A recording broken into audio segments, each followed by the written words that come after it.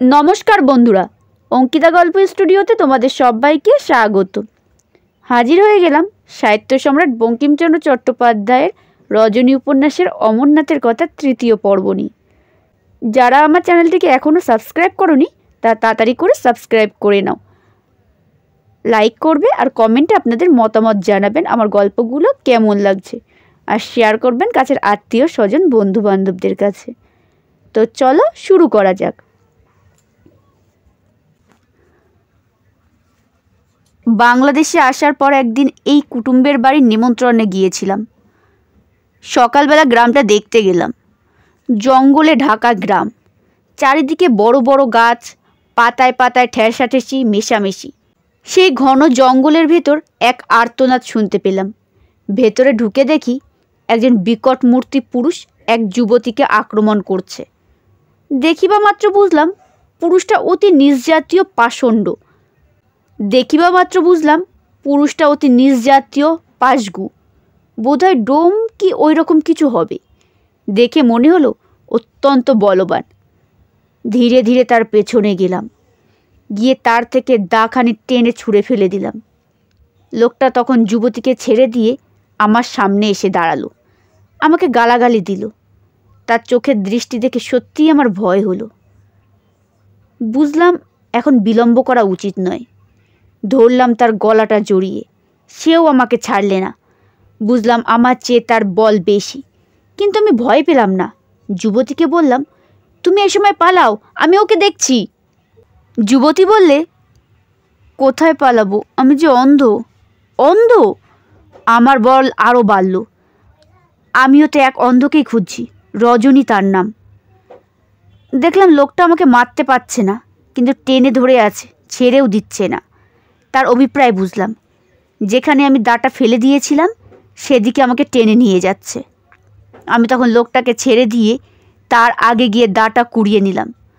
তখন একটা গাছের ডাল ভেঙে নিয়ে তাই দিয়ে আমার হাতে মারল এক বাড়ি। আমার হাত থেকে দাটা পড়ে গেল। সেই দা দিয়ে সে আমার হাতে মারল। 2-3 জায়গা কেটে গিয়ে রক্ত ঝরতে লাগলো। লোকটা আমাকে মেরে দিয়ে ছুটে পালিয়ে গেল। আমি বেশ জোর আঘাত পেয়েছিলাম। বহু কষ্টে উঠে দাঁড়ালাম। ধীরে ধীরে এগিয়ে চললাম আমার সেই কুটুম্বের বাড়ির দিকে। সেই অন্ধ মেয়েটি আমার পিছু পিছু আসতে লাগলো। কিছু দূর গিয়ে আর চলতে পারলাম না, পথের ওপরে পড়ে গেলাম। সেই অন্ধ মেয়েটি চেঁচিয়ে লোক জড়ো করলে। তারাই আমাকে ধরাধরি করে কুটুম্বের বাড়ি পৌঁছে দিল। সেই বাড়িতে আমি কিছুদিন শয্যাগত রইলাম। অন্ধ মেয়েটিও রইল আমার কাছে। তারই সেবায় আমি বেঁচে উঠলাম। মেয়েটি অন্ধ বলেই আমার সন্দেহ হয়েছিল। যেদিন প্রথম সে আমার কাছে এলো সেই দিনই তাকে জিজ্ঞাসা করলাম, তোমার নাম কি গা? রজনী। আমি চমকে উঠলাম। জিজ্ঞাসা করলাম, তুমি রামচন্দ্র দাসের কন্যা? রজনী বিস্মিত হলো, বললে, আপনি বাবাকে চেনেন? আমি স্পষ্ট উত্তর দিলাম, না। আমি সম্পূর্ণরূপে আরোগ্য লাভ করলাম। রজনীকে আমি কলকাতায় নিয়ে গেলাম। কলকাতায় যাবার সময় আমি একা রজনীকে সঙ্গে করে নিয়ে গেলাম না। কুটুম্বের বাড়ি থেকে 3 নামে এক প্রাচীনা পরিচারিকাকে সঙ্গে নিয়ে গেলাম। এ শুধু রজনীকে খুশি করবার জন্য নয়। যাবার সময় রজনীকে জিজ্ঞাসা করলাম, রজনী, তোমাদের বাড়ি কলকাতায়, কিন্তু তুমি এখানে এলে কেমন করে? রজনী বললে, আমাকে কি সব কথা বলতে হবে? আমি বললাম, তোমার ইচ্ছা না হয় তো বলো না। রজনী বললে, যদি অনুমতি করেন বলছি, তবে কিছু গোপন রাখবো। গোপালবাবু বলে আমার এক প্রতিবেশী আছেন, তার স্ত্রী চাপার সঙ্গে আমার হঠাৎ পরিচয় হয়েছিল। তার বাপের বাড়ি হুগলি। সে আমাকে বললে, আমার বাপের বাড়ি যাবি? আমি রাজি হলাম। সে আমাকে সঙ্গে করে একদিন গোপালবাবুর বাড়িতে নিয়ে এলো, তারপর পাঠিয়ে দিলে তার বাপের বাড়িতে, কিন্তু নিজে এলো না। তার ভাই হীরালালকে আমার সঙ্গে দিলে। হীরালাল নৌকো করে আমাকে হুগলি নিয়ে চলল। আমি এখানে বুঝতে পারলাম যে রজনী হীরালাল সম্বন্ধে কিছু কথা গোপন করছে। আমি জিজ্ঞাসা করলাম, তুমি তার সঙ্গে গেলে? রজনী বললে, ইচ্ছা ছিল না, কিন্তু যেতে হলো। কেন যেতে হলো তা বলতে পারবো না। পথের মাঝখানে হীরালাল আমার উপর অত্যাচার করতে লাগলো। আমি তার কথা শুনলাম না দেখে সে আমাকে গঙ্গার চরে নামিয়ে দিয়ে নৌকো নিয়ে চলে গেল। রজনী চুপ করলো। আমি হীরালালকে বুঝতে পারলাম, একটা পাষণ্ড। তারপর রজনী বলতে লাগলো, আমাকে একা ফেলে সে চলে গেল, আমি ডুবে মরবো বলে ডুবলাম। জিজ্ঞাসা করলাম, কেন? তুমি কি হীরালালকে ভালোবাসতে? রজনীর মুখখানি অন্যরকম হয়ে গেল। বললে, ভালোবাসা কি বলছেন? পৃথিবীতে কাউকে যদি সবচেয়ে বেশি ঘৃণা করি তবে সে ওই হীরালাল, ওই নর পশু। তবে ডুবে মরতে গেলে কেন? আমার যে দুঃখ আপনাকে বলতে পারবো না। আচ্ছা বলে যাও। আমি জলে ডুবে ভেসে উঠলাম। একখানা গহনার নৌকো যাচ্ছিল, সেই নৌকায় একজন লোক আমাকে জলে ভাসতে দেখে নৌকোয় তুলে নিল। যে গ্রামে আপনার সঙ্গে আমার দেখা, সেইখানে কে একজন নৌকো থেকে নামলো। নামবার সময় আমাকে জিজ্ঞাসা করলো, তুমি কোথায় যাবে? আমি বললাম, আমাকে যেখানে নামিয়ে দেবেন আমি সেইখানেই নামবো। তখন তিনি জিজ্ঞাসা করলেন, তোমার বাড়ি কোথায়? আমি বললাম, কলকাতা।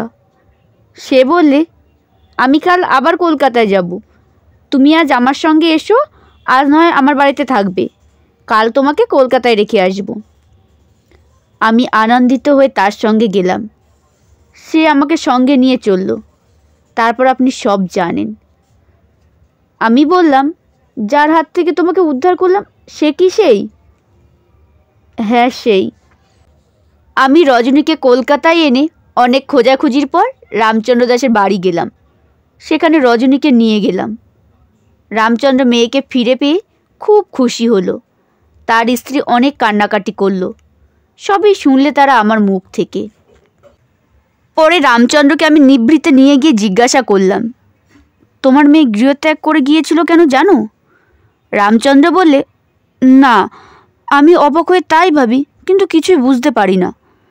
আমি বললাম, রজনী জলে ডুবে মরতে গিয়েছিল, কি দুঃখ জানো? রামচন্দ্র বিস্মিত হলো। বলল, রজনীর এমন কি দুঃখ? কিছু তো ভেবে পাই না। সে অন্ধ, এটি বড় দুঃখ। কিন্তু শুধু তার জন্য এতদিন পরে সে ডুবে মরতে যাবে কেন? তার বিয়ে পর্যন্ত ঠিক করেছিলাম, আগের রাত্রে পালিয়ে গেল। আমি একটা নতুন কথা পেলাম। জিজ্ঞাসা করলাম, সে পালিয়েছিল? হ্যাঁ। তোমাদের কাউকে না বলে? কাউকে না বলেই। কার সঙ্গে বিয়ে সম্বন্ধ করেছিলে? গোপালবাবুর সঙ্গে। কে গোপালবাবু? চাপার স্বামী? আপনি সবই জানেন দেখছি। আমি একটু আলো দেখলাম। বুঝলাম চাপার কারসাজি, সতীন হবার ভয়ে রজনীকে প্রবঞ্চনা করে ভাইয়ের সঙ্গে তাকে হুগলি পাঠিয়েছিল। বোধহয় তারই পরামর্শে হীরালাল রজনীর সর্বনাশ করতে চেয়েছিল। সেসব কিছু না বলে রামচন্দ্রকে বললাম, আমি সবই জানি। আমি আরও যা যা জানি তোমাকে বলছি, তুমি কিছু লুকিও না। কি? আজ্ঞা করুন। রজনী তোমার কন্যা নয়। রামচন্দ্র বিস্মিত হলো। বললে, সে কি? আমার মেয়ে নয় তো কার মেয়ে? হরেকৃষ্ণ দাসের। রামচন্দ্র কিছুক্ষণ নীরব রইল। শেষে বললে, আপনি কে তা আমি জানি না, কিন্তু আপনার পায়ে পড়ি, একথা আপনি রজনীকে বলবেন না। এখন বলবো না, কিন্তু একদিন বলতে হবে।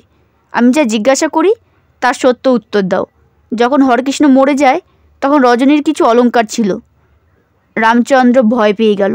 বললে, আমি তো তার অলংকারের কথা কিছু জানি না, অলংকারের কিছু পাইনি। হরেকৃষ্ণর মৃত্যুর পর তুমি তার সম্পত্তির সন্ধানে সে দেশে আর গিয়েছিলে? হ্যাঁ গিয়েছিলাম। গিয়ে শুনলাম হরেকৃষ্ণর যা কিছু ছিল তা পুলিশে নিয়ে গেছে। তখন তুমি কি করলে? কি আর করব, আমি পুলিশকে বড় ভয় করি।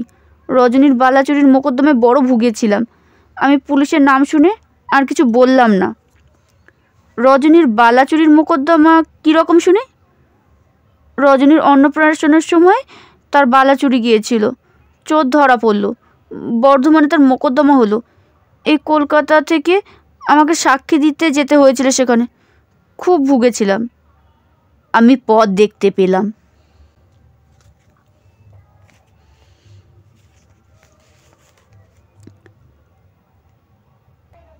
নমস্কার। শেষ হলো অমরনাথের কথার 3য় অধ্যায়। খুব তাড়াতাড়ি ফিরবো এর পরের অধ্যায়গুলো নিয়ে।